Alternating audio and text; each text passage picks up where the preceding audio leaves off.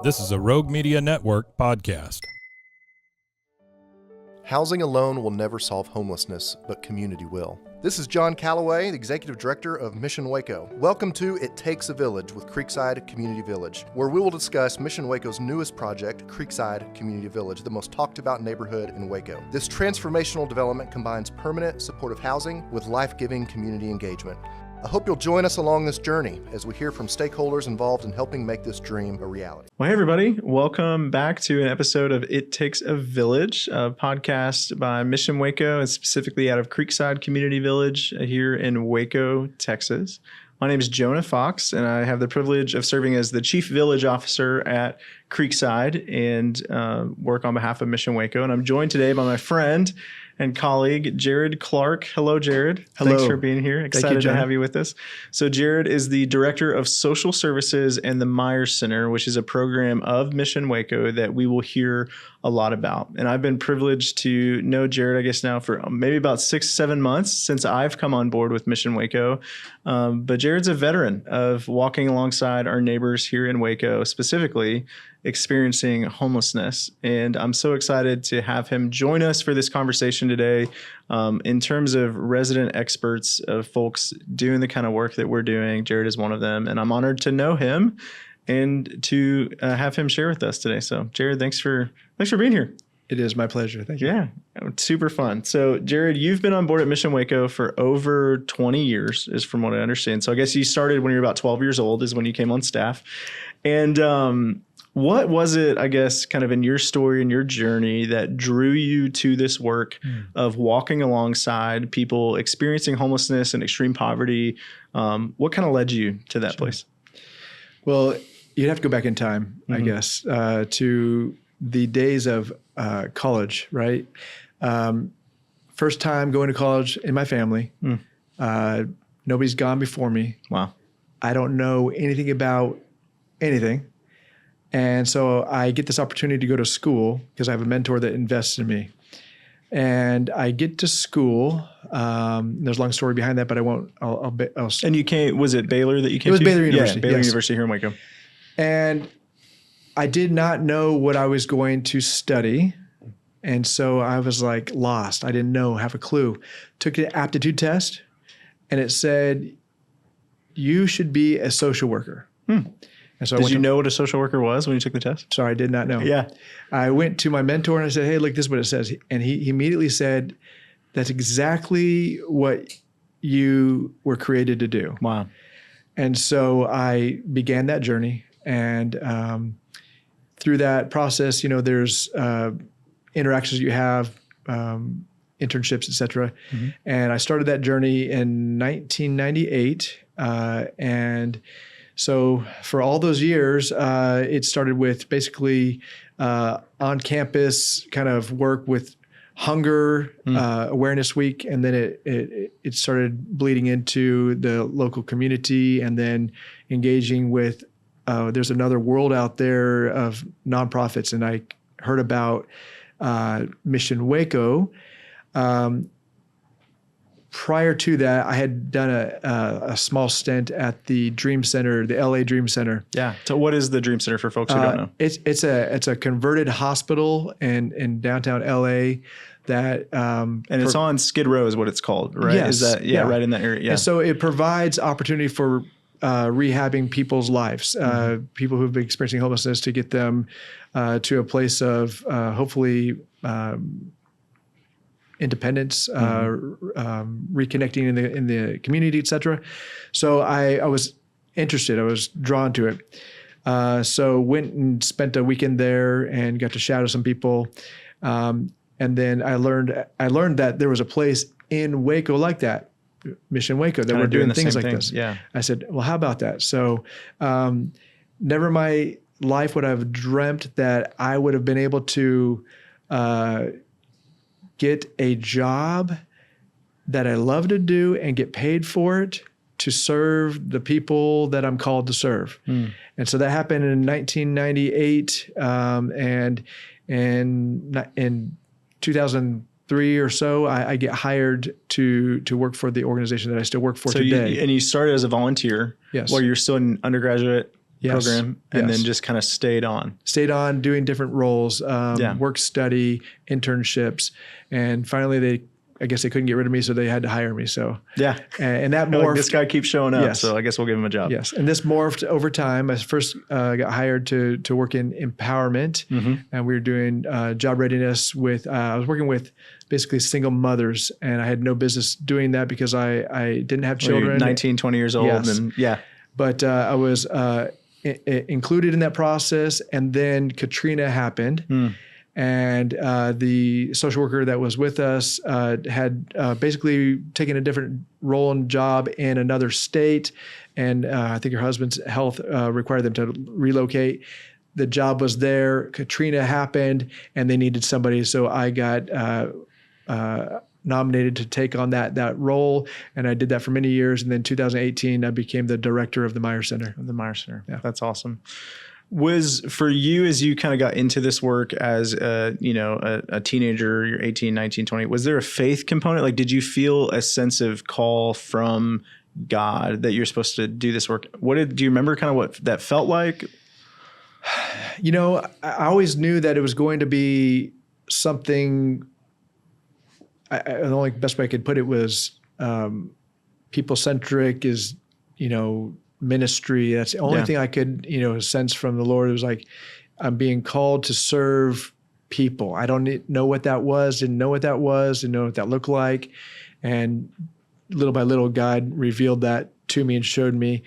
I feel like at some of my experience through that is I avoided some of the pain of walking in that pain with the people that are experiencing the pain. And a good example of that would be, for many years, I rode my bike underneath I-35, going back and forth between, campus and town or whatever, and would often see the old church under the bridge because I would go to church downtown. Yeah. And I would see them and I'd be like, felt kind of pulled, and finally, and it was in the 2003 era that I was able to start attending and connecting. And through those years of experience in the relationships, although I don't have a background of experiencing homelessness, I've been able to come alongside those who have done that for all these years and have been able to become an advocate for this group of people and have built that trust that now I think I have I've earned a I don't know if like an empathetic understanding and being able to help people that are going through that and not feel like I'm condescending and speaking down to somebody who is experiencing this. So I feel like I've been welcomed among the community of those who are experiencing homelessness. I think what I see in you, and just in the short term that I've known you, and it's, I think, a gift and an opportunity. The fact that, all those years ago, you felt called to join and be a part of Church Under the Bridge, which is a church here in Waco, really planted among the poor and marginalized, many folks experiencing homelessness that attend or are a part of the church, planted by Jimmy Dorrell, who's also the founder of Mission Waco. Co-founder, yes. Janet, his wife, is also a co-founder. Yes. And the experience of you kind of doing life alongside those folks and this spiritual friendship of journeying with people, I think it has a different kind of essence and power to it that many who work in this space, in the social services space, we drop in, we drop out, like it's a job. We clock in, we clock out, we go home, we do our thing. And really, in a lot of ways, it's your family have chosen to do life among and alongside those experiencing extreme poverty in Waco. And I think there's a sense of power to that in that empathetic understanding. Yeah, we are fortunate to, again, if I go back in time, I was thinking about, if I'm a social worker, I don't know if I'm going to be able to afford to purchase a home, feed a family, et cetera, et cetera, et cetera.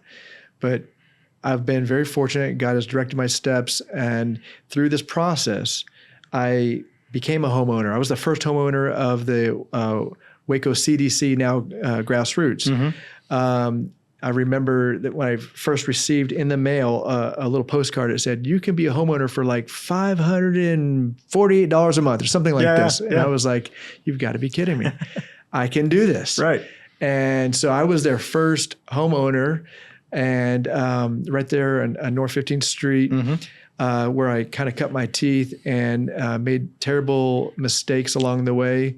You can catch me at a later date and time, and I'll tell you all the bad choices I made about giving away so much, and I did the wrong things, all the things that you don't do. With the right intention. With the right intentions. Yeah. But trying to help, but possibly not, having unintentional consequences or just, when helping hurts, this idea. So I finally learned my lesson, but it really took, some people speaking into me and helping me to see what I was doing really wasn't helping, but it was actually hurting. And then, of course, my wife fixed me altogether. So that's what we can all say, right? Yeah, we found our wives who fixed us. So what's your wife's name? Carolina. And what does she do? And she is I guess a coach, you might put it. She gets to coach people abroad with a foundation that we co-lead. And so she works with people all over the world to try to help them become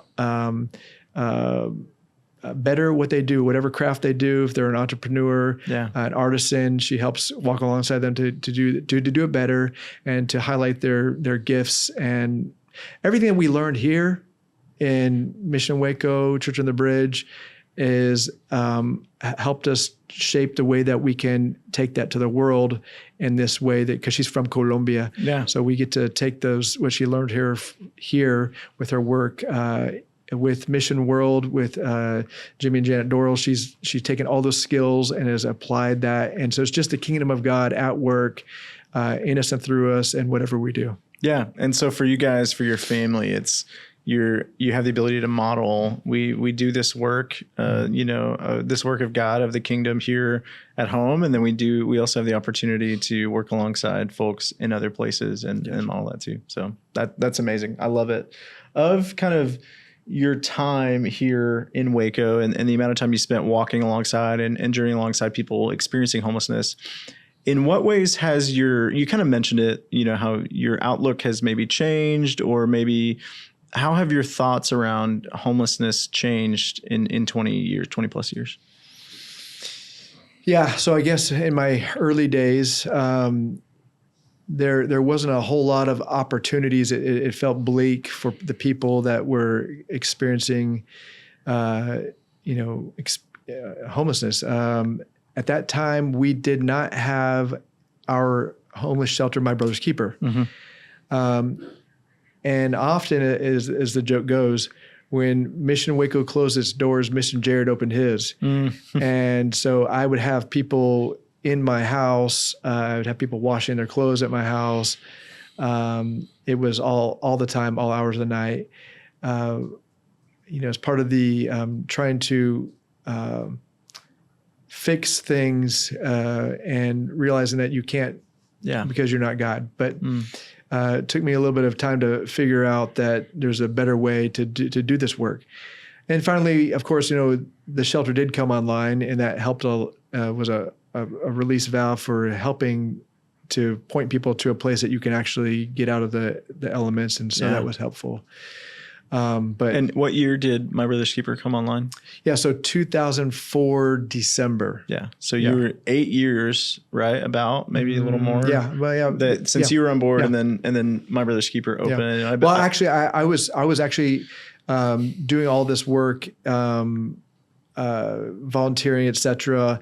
From 1998 till about 2003 when I was hired. So I was really only hired and doing this work directly with Mission Waco for about a year and some change, right? Before the shelter comes opened on. So. And then a lot probably changed then, I bet. A lot changed. So when the shelter opened, were you initially responsible for operating the shelter, or you stayed kind of in the social worker role? I was basically a case manager role is my role for many years.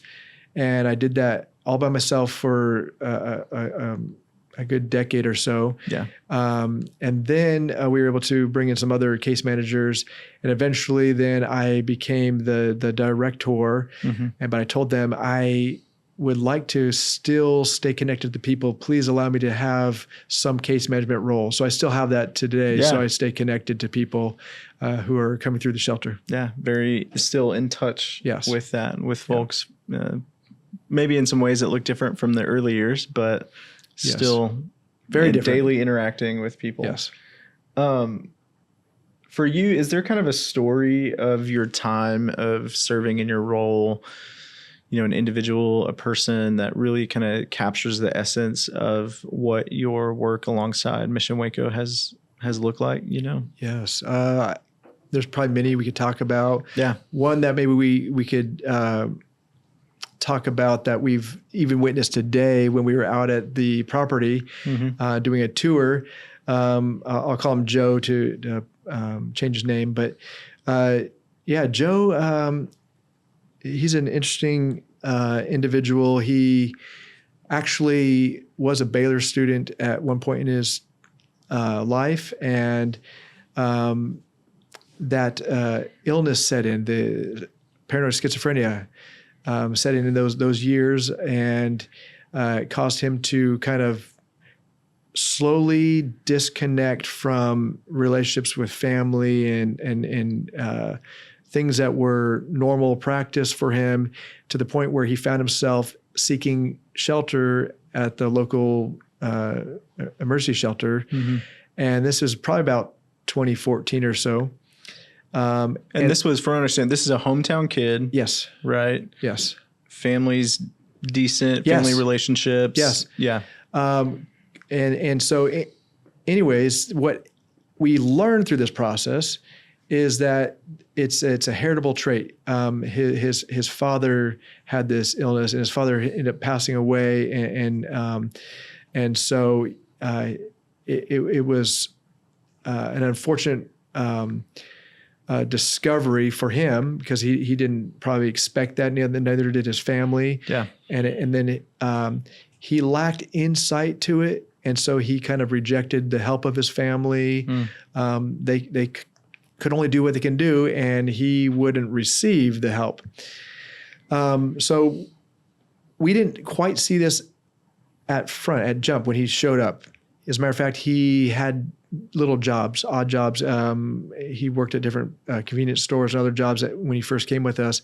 But then we slowly started to see that he was decompensating. Something wasn't quite correct. That the mental illness was presenting itself more forefront. Yeah. So then we got him evaluated, got a diagnosis.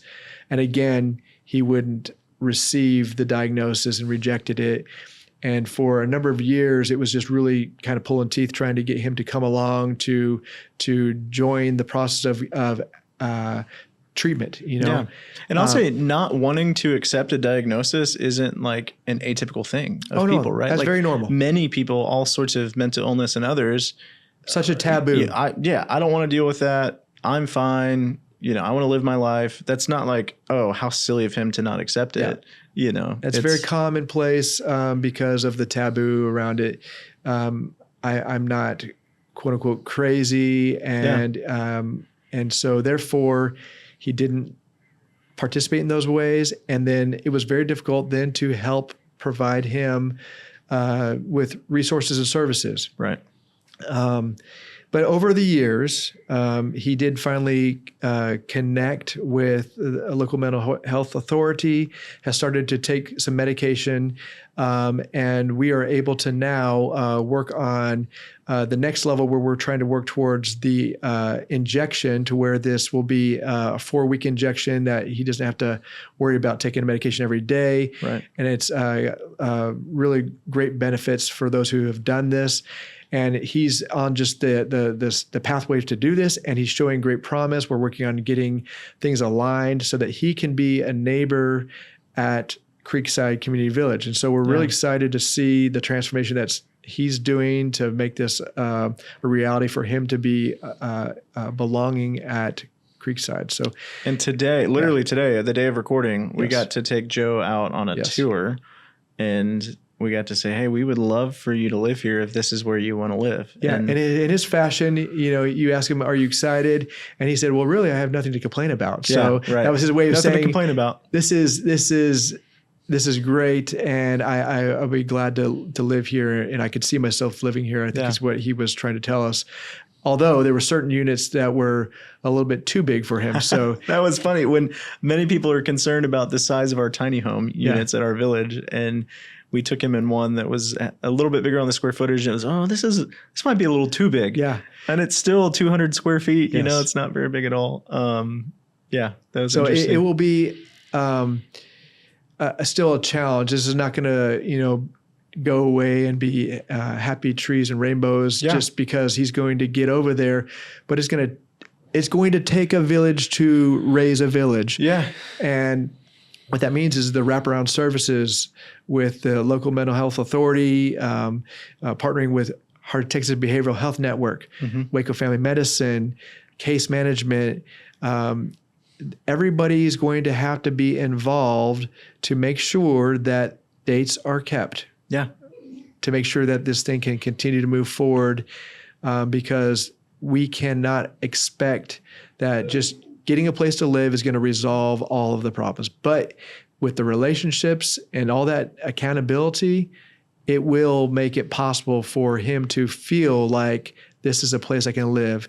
And we're taking some steps forward, right? Yeah. And he mentioned, in asking him about the community, about the front of the property with a gated community. Yeah, we said, how did you feel about living in a gated neighborhood? And he said, well, actually, I think I have some relatives that live in one. So I said, well, you'll be able to invite them to see your gated community now. How fun will this be? I don't think I'd ever live in a gated neighborhood. Yeah, I think I have never. Yeah. So it's true. And you mentioned, the wraparound service opportunity at Creekside. So we do have relationships that we are forming and creating formal relationships with some partners around providing, primary care services, mental health services, that sort of thing to our neighbors, where we can address the housing challenge that our folks are experiencing. And then we can invite partners to do what they do best. So we're not reinventing the wheel. We're not becoming a mental health authority. We're not directly providing health services, that sort of thing. But we're providing a safe space for our people to live, to have a home, and to belong. And then we can bring those partners alongside of us to help provide some of those services. And I think for folks who've been skeptical or had questions about Creekside, it's well, housing is not going to fix everything. And we'd say, absolutely, no, it's not. It's one piece of a very complex puzzle that we don't operate naively about. Yeah. And I think you and I both understand that with Joe, that maybe 5 years from now, we sit down, we have this massive success story to tell. And he's the more or less the mascot of the community and all this, but we also understand maybe not. Like it's not necessarily that things will be fixed, but it's a next step in the journey of journeying alongside him. Yeah, and I think what listeners might need to note is that the effects of being on the streets, how that plays into somebody's life and their life expectancy. Yeah, Dr. Emily Humphrey just spoke to us yesterday and kind of laid out, how research shows that people who live a normal, healthy life in North America are expected to live maybe 77 years. And at the rate of being on the streets at 1 year equals 1.5 to 2 years on somebody's life expectancy, taking off that toll on their life.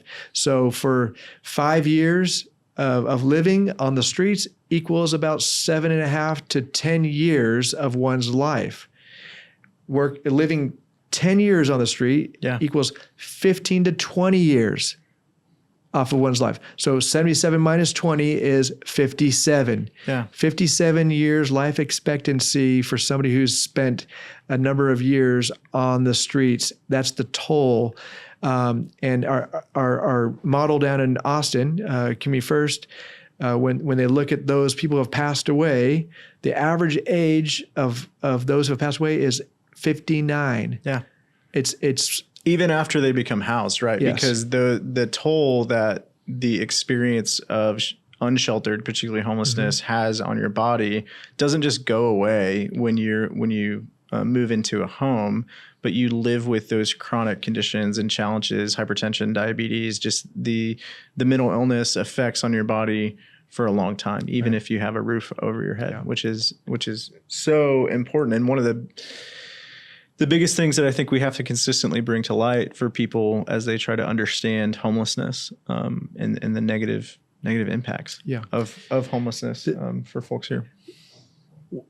One myth or whatever, about those experiencing homelessness is that they don't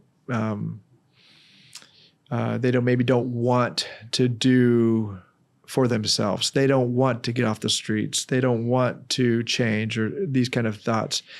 But it's quite interesting. More than 50% of the people that we work with in the shelter have an income. Yeah. They just don't have enough to get over the hump to get into a spot because the 3 times rule rent. So you have to have 3 times the amount of income to the rent. And so this is a barrier for our people because a lot of our people, they just don't make over $1,000 a month. And so 3 times in Waco for the cheapest low end place is about $2,100 a month, $2,000 a month to have 3 times the rent. Yeah, at the cheapest. Yeah. But those are hard to find. Oh, because they're the cheapest, right? They're quickly filled. Yeah. So fair market rent right now in Waco is $996, I think is what it is. So round that up for to like 3. a 1-bedroom, $1,000. Yeah, 1 bedroom. So let's round that up to 1,000 for easy math. Times 3 is $3,000 a month of income. The standard SSI income of somebody who's receiving a supplementary security income from Social Security for a disability, they're earning now January 2026 $994. Just slightly up. Yeah, slightly up, but it's $2 less than $996 fair market rent. Yeah. But you have to make 3 times over that. And so you're just disqualified from jump that you can't even apply to this place. Mm-hmm. Even if you could say, I'll give you 100% of my SSI check and I'll get $2 over here to make the difference. I'm not allowed to apply. I can't get into it. So our people are just locked out from being able to get into a place, to afford a place. And so we're saying, here we are now with this opportunity with Creekside. Mm-hmm. For the first time, we'll have immediately 37 people that will be formerly homeless the next day after they've laid their head down in their place. That they are paying an affordable rate to, that it's theirs. They can come and go as they please. Yep. It is their home. They're paying a rent. They have a lease. This is their place to belong. They have a key. Yep. They have a tenant lock, right? Yes. And we're required to have tenant locks. They can go in their home, lock the door. Yep. No one else can come in there. It's their home.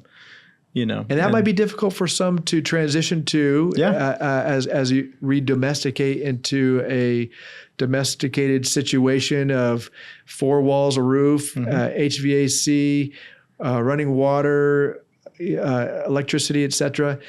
This could be a difficult transition for some people, and we're going to learn through this. But thank God there is a group that has done it before us. So we're not like complete pioneers with a crazy idea. Not completely blind. We're not completely blind. Yeah. But we are hopeful and hope-filled that it's working there. Yeah.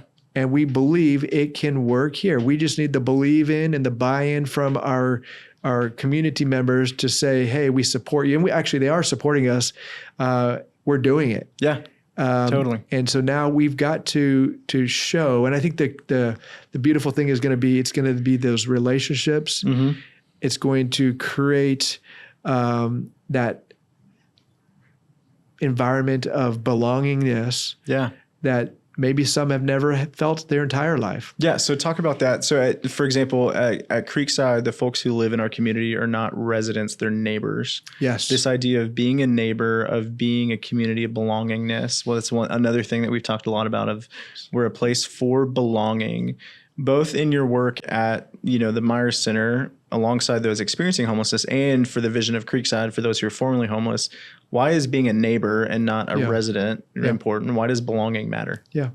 So, the research shows that, when people feel that they belong to something, then they will be able to flourish and grow in it. So we actually don't like the term client. We've for many years have called our people that we serve participants. But this is morphing into this idea of, no, we're going to change the language again, and we're going to start calling people neighbor.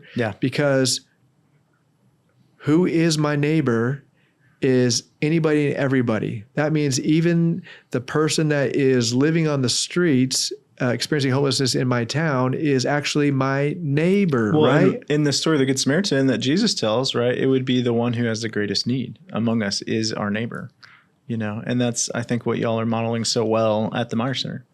And we have missed calling them neighbor.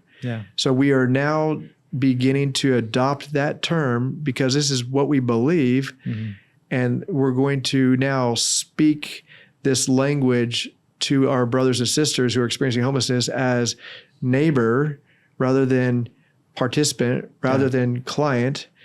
And this is going to change the way that we build this bridge to Creekside Community Village. What's interesting is we do HUD does this annual point in time count. It's a census. It happens every January.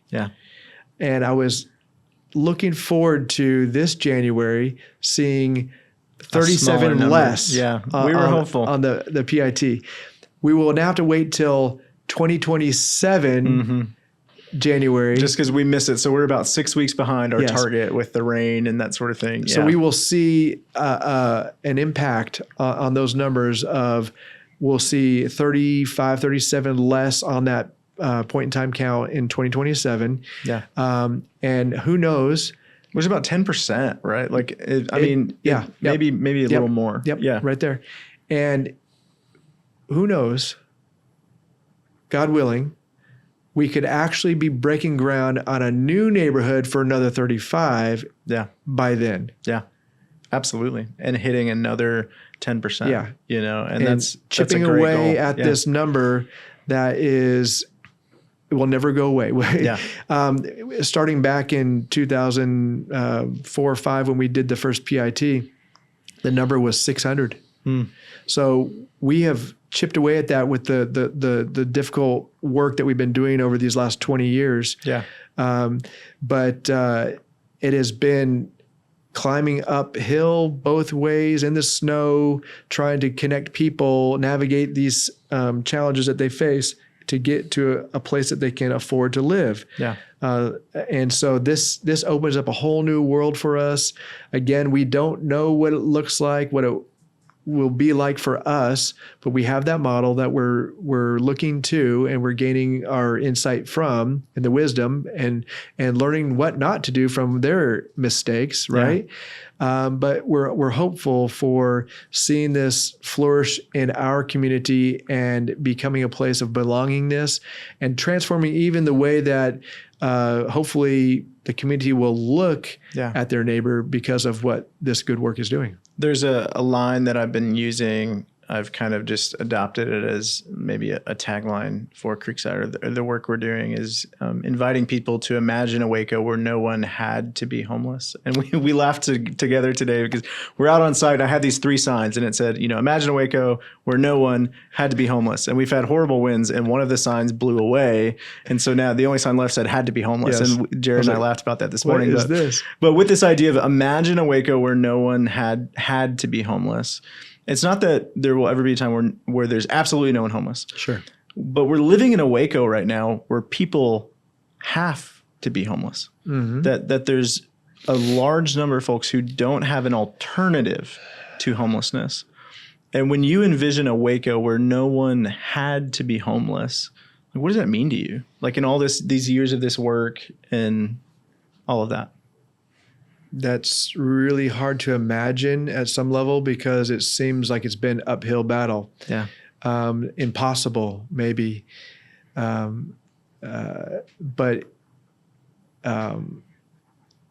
I can imagine what that would look like, and I could see that would look like the kingdom of God at on earth as it is in heaven, right? Yeah. And so I cannot wait for that day. We could probably both retire then.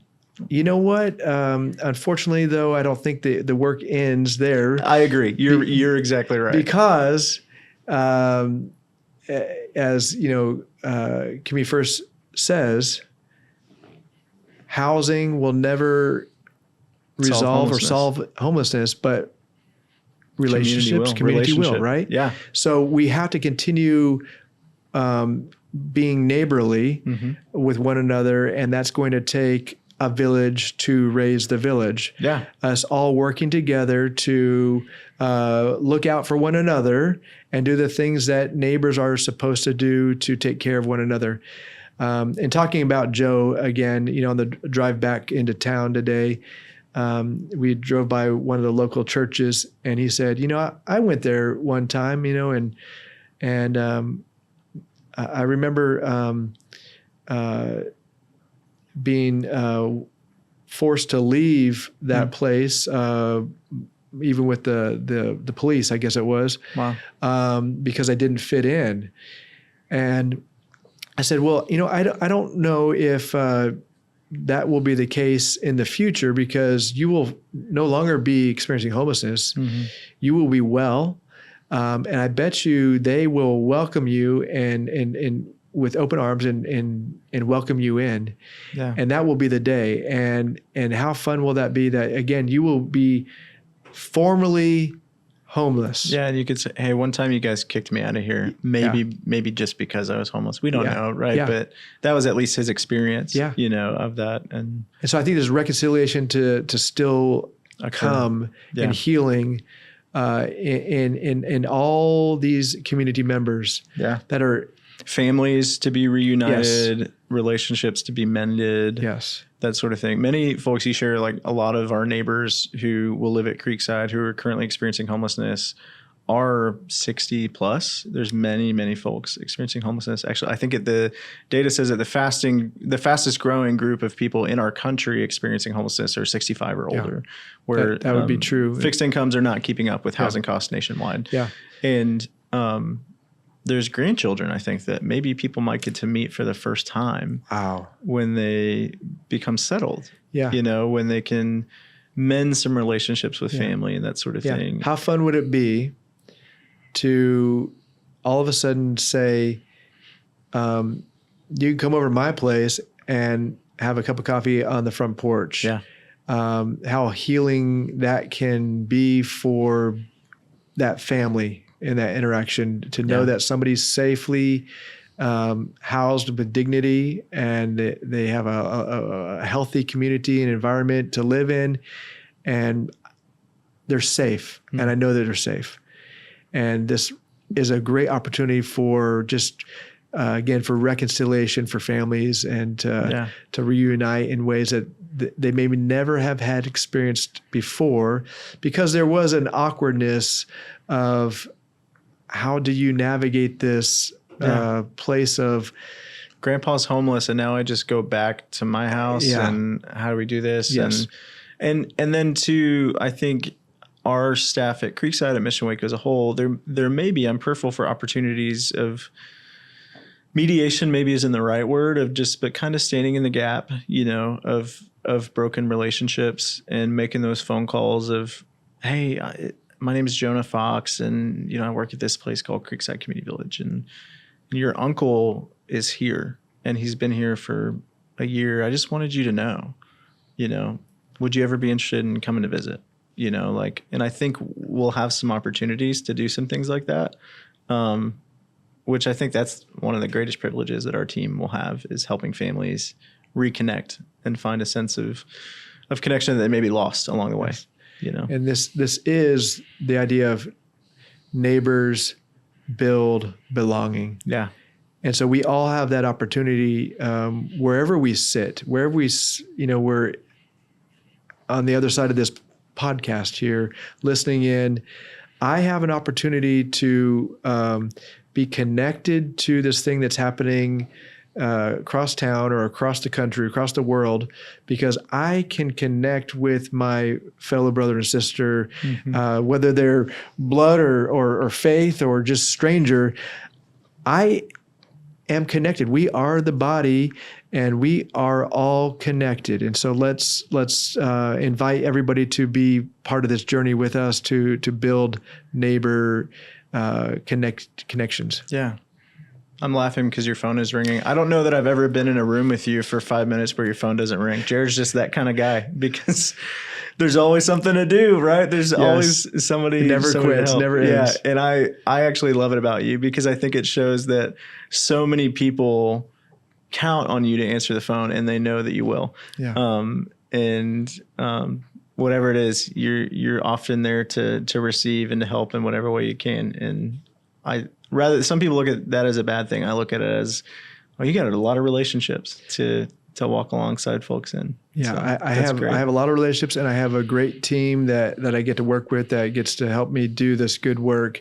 And thankfully to Mission Waco, Mission World, who also believed in me to be able to come alongside and do this work for all these years. So I'm grateful for the opportunities that I've had to invest in this good work and in Waco, Texas. So I think, Jerrod, the last thing I'd ask you today to share with folks listening is, for those who kind of have a sense of desire to become a good neighbor and to be a neighbor who builds belongingness, what invitation would you give them? How would you encourage people to start the work of being a neighbor, maybe specifically to people experiencing homelessness or extreme poverty, or just generally? Like, what does the work of being a neighbor entail? Well, I think first it means we have to see the divine in one another. And so I have to begin to take that log out of my own eye and see somebody as the image of God. Yeah. And I have to start there. And when I recognize that, we're equal in these ways, it is my obligation to treat you as such. And I think I would extend that invitation to anybody listening to see those fingerprints of God in that person's life. Yeah. And then to begin to treat that person as if they were the creation of the creator of the universe.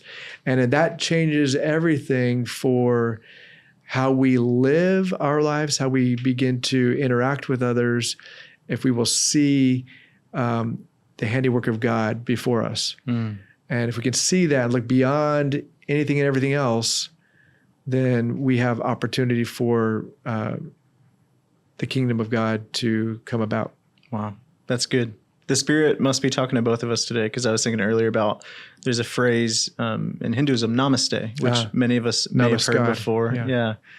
Which my understanding is that the phrase means that the image of God in me greets the image of God in you, is really what that phrase. Yeah. I see the divine in you. Yeah. I recognize that you are created in the image of God, and you bear that, and I will honor and respect you because I honor and respect the one who gave you life. Yeah. So that's good. And I think that's a fantastic final word for us today, that we would see the image of God in others. And that's truly, when it comes down to the base level of all of this work, where it comes from, I think, for all of us. And so thanks for joining us, Jerrod. Absolutely. Thanks for helping us along in this conversation about everything that God is doing here in Waco, at Mission Waco, at Creekside Community Village.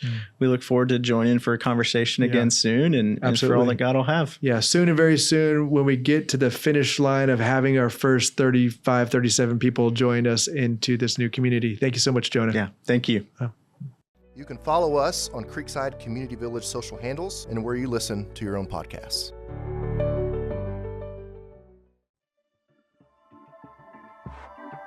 This has been a Rogue Media Network production.